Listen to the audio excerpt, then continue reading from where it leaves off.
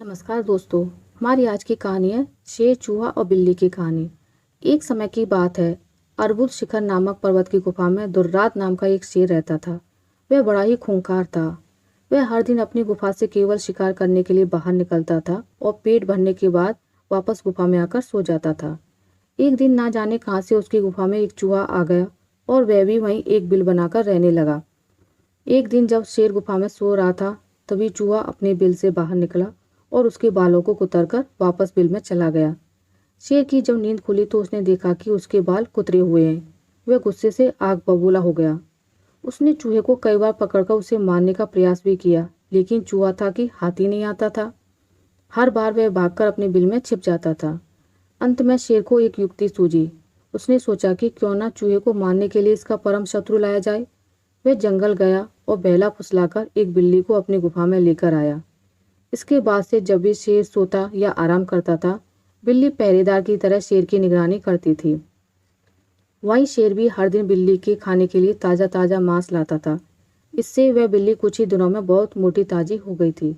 दूसरी तरफ बिल्ली के डर की वजह से चूहा अपने बिल में ही दुबका रहता था। वह खाने पीने के लिए भी बिल से बाहर नहीं निकलता था। इस वजह से वह काफ़ी कमज़ोर भी हो गया था। एक दिन भूख प्यास से व्याकुल होकर चूहा अपने बिल से बाहर निकला। उसने देखा कि शेर अपनी गुफा में आराम फरमा रहा है और बिल्ली ताज़ा ताज़ा मांस खा रही है। लेकिन बिल्ली भी बहुत चालाक थी। चूहा जैसे ही शेर के पास उसके बाल कुतरने पहुंचा, बिल्ली ने तुरंत उस पर झपट्टा मारा और उसे निगल गई।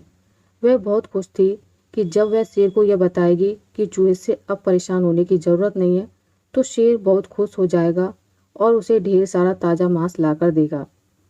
जब शेर अपनी नींद से जागा तो बिल्ली ने उसे बताया कि उसने चूहे को मार दिया है। बिल्ली की बात सुनकर शेर बहुत खुश हुआ। अब उसकी परेशानी दूर हो गई थी, इसलिए वह बिल्ली अब उसके किसी काम की नहीं थी। उसी दिन से शेर ने बिल्ली के लिए मांस लाना बंद कर दिया। इसके बाद भूखी प्यासी बिल्ली कमज़ोर होने लगी। उसे समझ आ गया था कि शेर उसे मांस सिर्फ चूहे की वजह से देता था। अब चूहा नहीं है तो उसे उसकी कोई ज़रूरत नहीं है। फिर वह बिल्ली उस गुफा को छोड़कर वहाँ से चली गई।